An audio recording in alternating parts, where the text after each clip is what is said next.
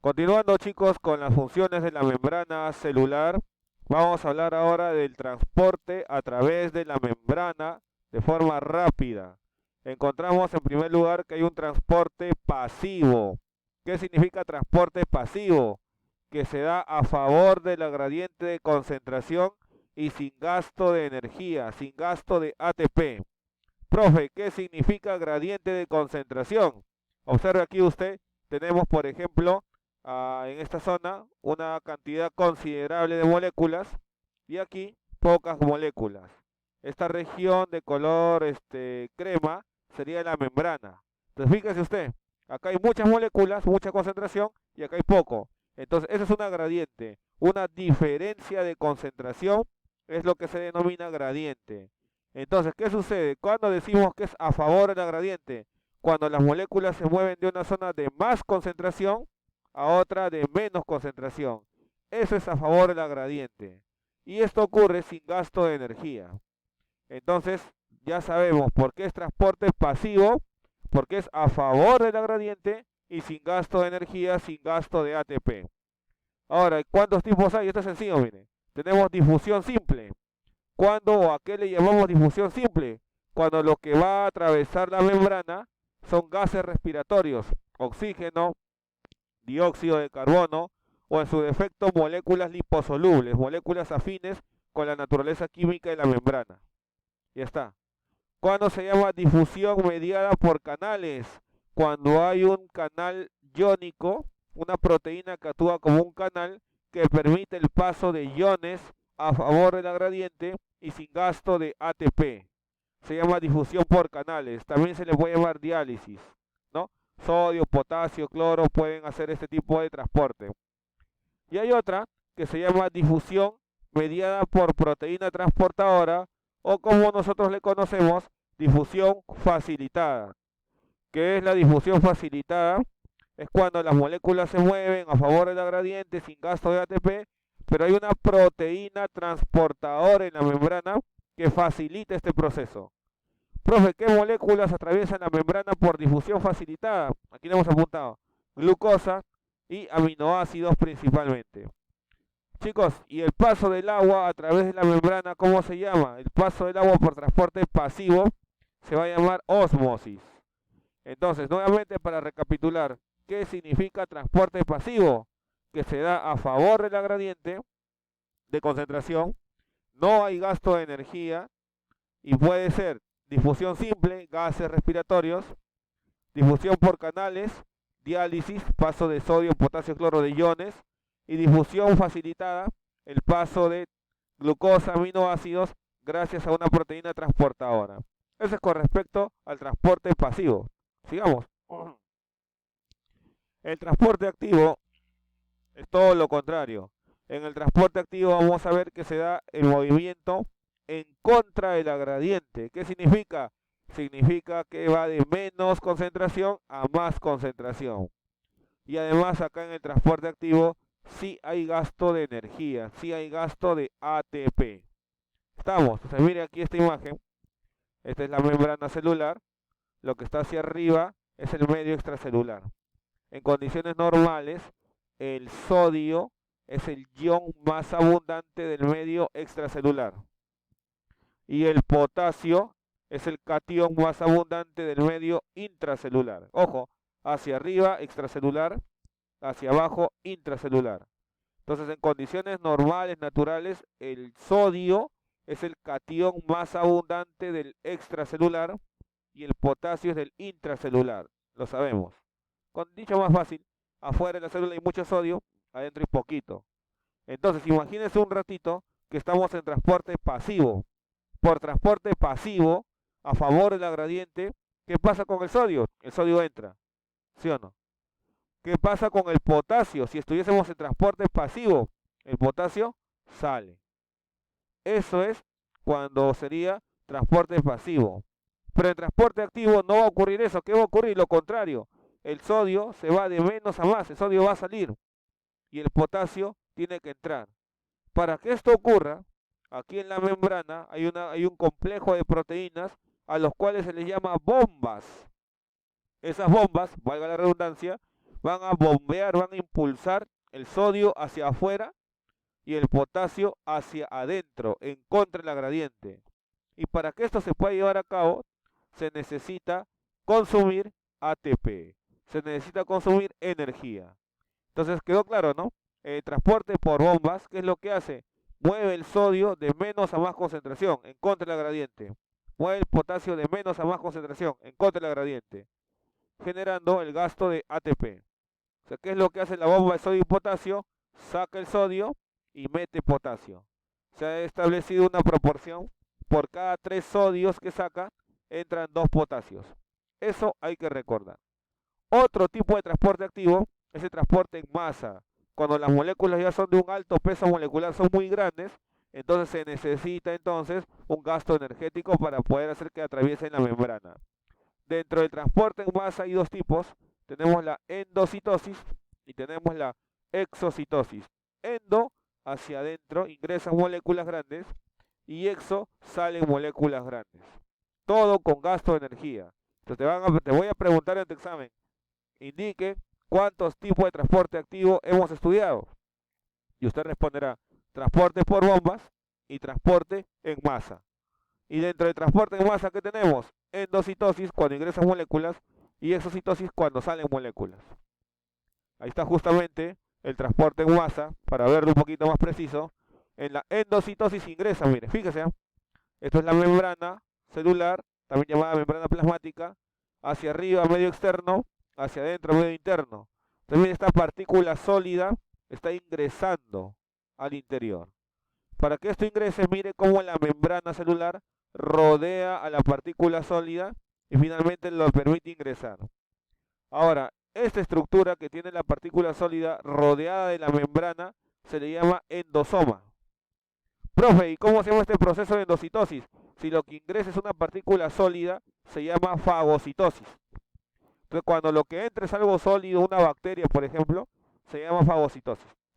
Mira este otro caso, pinocitosis. ¿Qué significa pinocitosis? Cuando lo que entra es un fluido. Cuando lo que entra es un fluido, igualito pasa, mire.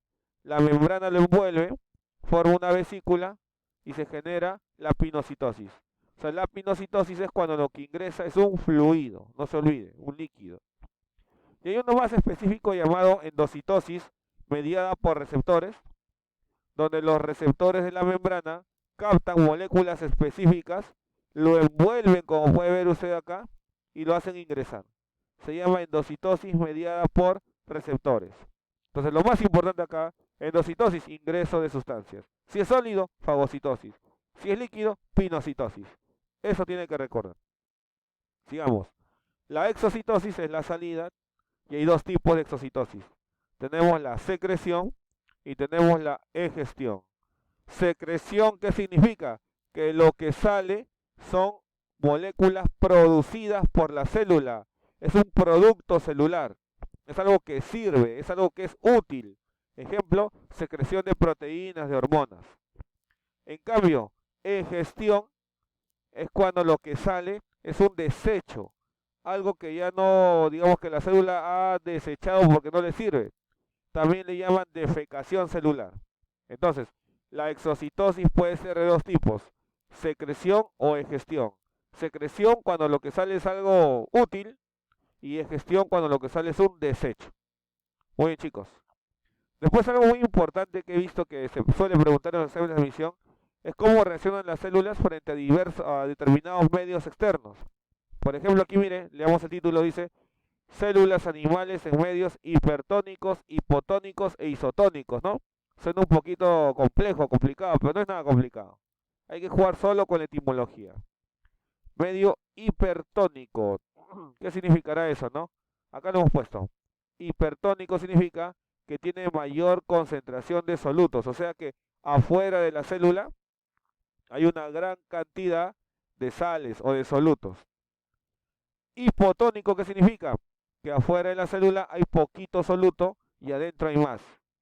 Isotónico, ¿qué significa? Que hay igual, tanto adentro como afuera. Entonces, aquí para entender cómo se comportan las células, le doy un dato bioquímico, un dato práctico, mejor dicho.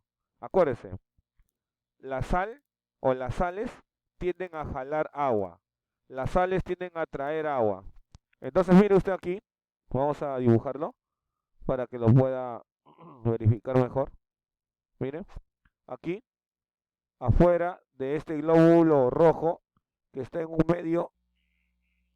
medio hipertónico, hay una gran concentración de sal. Hay una gran concentración de sal.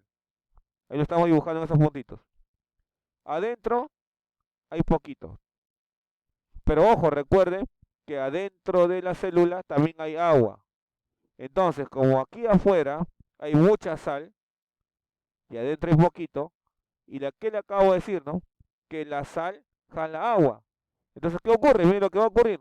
Es que el agua sale de la célula. El agua de la célula va a ir hacia donde hay más sal y sale. Al salir el agua de la célula se deshidrata, se arruga, se encoge y se muere. A este proceso se le llama crenación. No se olvide, se le va a llamar crenación. Ahí lo vamos a apuntar después. O usted apúntelo mejor. Entonces, en el medio hipertónico, ¿qué pasa con la célula? El agua sale de la célula. La célula se deshidrata, se arruga, se encoge y se muere. ¿Cómo se llama este proceso? Se llama crenación. No se olvide. En cambio, en el medio hipotónico, ¿qué ocurre? En el medio hipotónico sucede que la sal o los solutos que hay afuera son escasos en comparación con los que hay aquí adentro. Entonces, ¿qué fue lo que le dije? La sal jala agua. Entonces, ¿qué va a ocurrir? Como acá hay más solutos, más sales que afuera, el agua va a ingresar.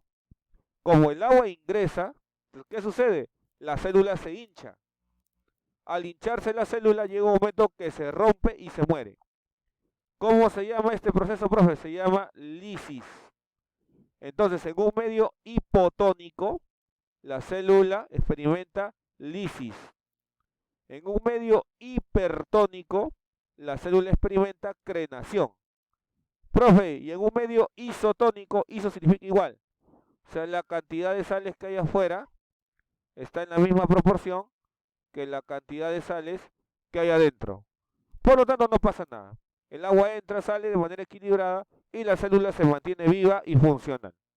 Entonces, no se olvide, en células animales, cuando hay un medio hipertónico, la célula experimenta crenación. Cuando hay un medio hipotónico, la célula experimenta lisis. Y en un medio isotónico no pasa nada. Y en vegetales, profe, en células vegetales, recuerde que la célula vegetal presenta pared celular. Y la pared es quien le va a mantener la forma. Entonces, ¿qué va a suceder? En un medio, empecemos por acá, hipertónico, cuando hay mucha sal afuera, ¿qué ocurre? El agua sale, como hemos explicado, el agua va a salir. Y mire, internamente, ¿qué va a suceder? La membrana celular y todo lo interno de la membrana, como ve acá, ¿no? Se arruga, se vuelve flácida y se muere la célula, pero no cambió la forma. Como se muere la célula internamente, se llama plasmólisis. Entonces, en la célula vegetal, cuando esté en un medio hipertónico, no cambia la forma debido a la pared, pero la célula experimenta plasmólisis.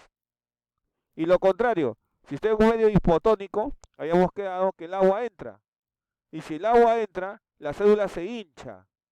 Pero no se va a lograr no va a lograr hacer lisis. ¿Por qué? Porque la pared lo evita. O sea, la célula se hincha, se hincha, se hincha y se le llama estado de turgencia. No revienta la célula porque la pared celular le está manteniendo su forma. Entonces, en un medio hipotónico, en célula vegetal, la célula se vuelve turgente, experimenta turgencia. Profe, y en un medio isotónico no pasa nada, todo está en equilibrio. Entonces, no se olvide, rápidamente, ¿qué pasa en un medio hipertónico en la célula animal? En la célula animal hay crenación y en la vegetal hay plasmólisis.